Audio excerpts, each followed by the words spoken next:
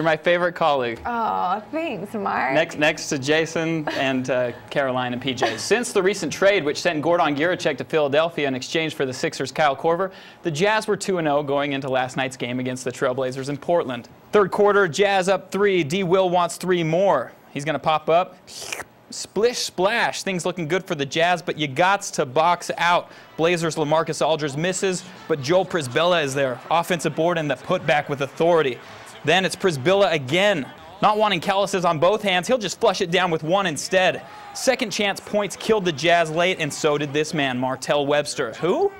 Martell Webster went absolutely berserk in the third, scoring 24 of his career-high 26 points, and the Blazers would run away with this one, 103-89.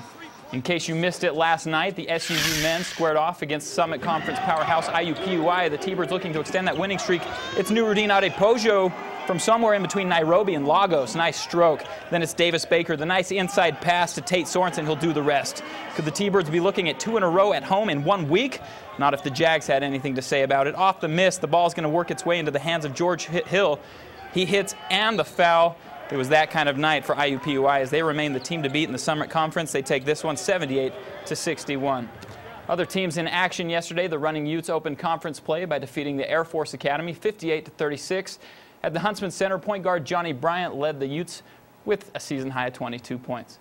Lady T-Birds got back into the winner's circle by defeating IUPUI. That's Indiana University, Purdue University, Indianapolis, in case you were wondering. 61-56 is your final there.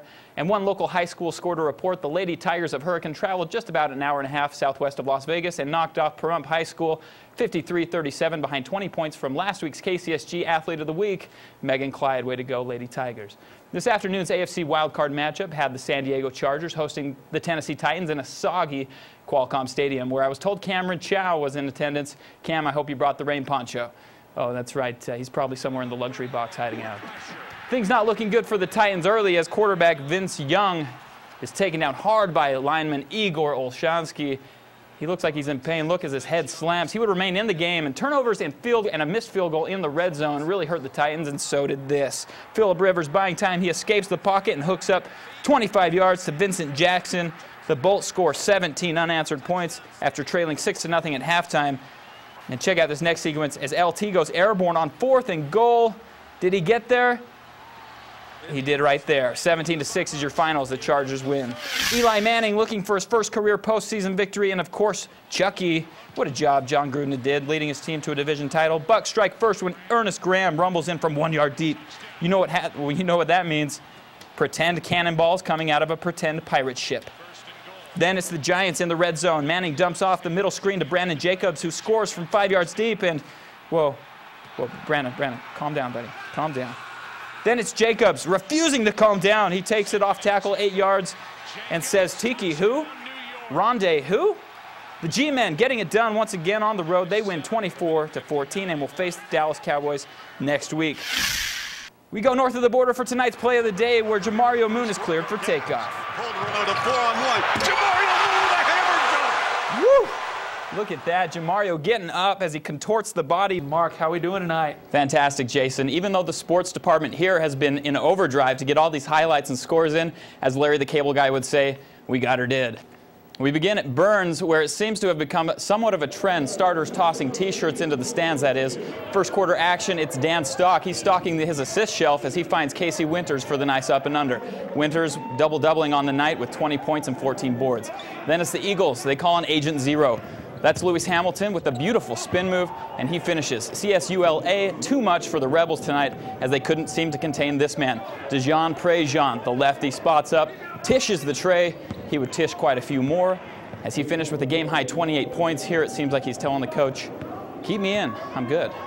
Looks as though coach listened. Eagles beat the Rebels 79-67. Yes, we do. We believe in you. I believe in this teamwork. Check it out. It's Jordan Palmer with the steal. He gets it to Ian Gatchell, who quickly swings it to sophomore sensation Michael Sharp. Sharp lays it off nice and softly for Brad Collins, who softly lays it in. Did I say softly? 4 or 5 Flyers involved in on that play. Ben Chalice is like, hey guys, what about me? Then it's Page with the quick entry pass. Jeff Endischi sticks with it and gets the old-fashioned 3. How about this big man? Collins running the floor. He stops and hits Gatchell, who connects on the leap and leaner. Gatchell and Sharp both led the Flyers with 11 points apiece, and it was another disappointing trip for St. George for the Sand Devils as Dixie wins 71-49. Last night's wrestling matches proved to be very entertaining as the stands were packed, and you know what that means, so were the women's restrooms. Dixie and Cedar getting together for a melee on the mat. In the 103 pounds, it's Redmond Dallas Gale. He gets Flyer Austin Chauflant onto his back, and Gale earns the pin for the first match of the night. Don't blink, because as you just saw, Cody Hone and Cedar pins Alex Ware very quickly. Oh, but Dixie would start a comeback in the 119 as Tyler Olson earns the victory after trailing Cedar's Thomas Carter 12-2 before a third period pin. Both teams are off until the new year. We move to Snow Canyon High School for the Tigers and Warriors. 146-pound Warrior Tanner Gates switches quickly over Tiger Diamante Hubbard for the takedown and 2 points. Gates would go on to win the match. Then in the 152 Hurricane, Tyler Campbell with the hard takedown of Warriors Joseph LaFontaine, as Campbell would go on to victory, helping his Hurricane Tiger squad as they topped the Warriors 57-22 in the overall team score. Both teams won't compete until 2008. Don't worry, that's not as far away as it sounds. We be bowling, that's right. As many of you are aware, the college bowl games are now underway, and last night the University of Utah was in San Diego to take on the Naval Academy in the Poinsettia Bowl. Do you say poinsettia or poinsettia? Anyway, check out the mascots. They're getting down aboard the USS Midway. Swoop. He's got some moves, man. Midshipmen on their option attack. They took a 10-7 halftime lead behind quarterback Kaipo Inada. Here he plunges from 1 yard deep. But the Utes behind the arm and legs of QB Brian Johnson would hold strong. Johnson hooking up here with wide receiver Derek Richards, 40 yards on that TD. Then it's BJ, a much more decisive runner this season. He keeps it and goes 19 yards to the house. The Utes improved to 4-0 under Coach Kyle Whittingham in bowl games as Utah defeats Navy 35-32. What was that fan doing? Trying to get some love. Anyway, Jason, Utah represented the state very well last night on national television. Tomorrow night, it'll be the Cougars' turn to see if they can seek vengeance on UCLA in the Las Vegas Bowl. That should be a good game as well. Thanks a lot, Mark. No problem. All right, sure. Mark, how was the weather up there? Actually, it was quite pleasant, Jason. I only had to bring my Mr. Rogers-style sweater, thanks to KCSG's Futurecast. The action on the court was very warm, however, as Cedar High School was our first stop. The cheerleaders demonstrating some precision on that. I'm not sure what that move's called. We'll have to ask Caroline a bit later. Then it's Kanab pulling out the old NC State intentional air ball play. I love that one. It's Sam Houston cleaning up. She played extremely well for Kanab, only a freshman. The story in this one, however, was the Lady Red defense, as they jumped out to a 20-4 lead in the first quarter. Jazzy Barney with the unorthodox finish, going up with the left and up on the right. She smiles a little bit, may have recognized, hey, the bucket, it's the bucket that counts, right?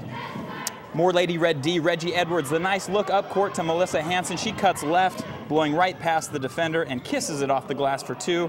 Red men, or should I say red women, all over the Cowboys, or is that Cowgirls?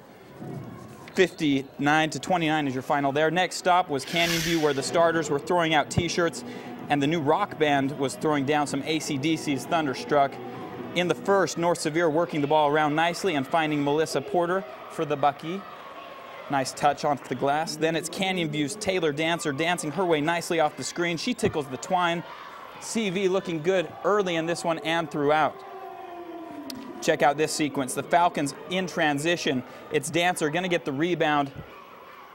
She has the nice presence of mind for the outlet pass. She hits Cassie Platt. And watch this. As she senses the defender behind her, crosses on a dime and takes it up against two defenders, finishing with the left. Guys, Ward ball is right around the corner. Take note. That is how it's done. Falcons take this one by the score of 46-31.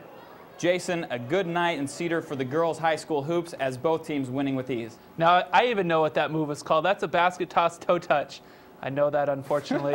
We'll go into that later. UTEP two-step. Yeah. Thanks, Mark. No problem.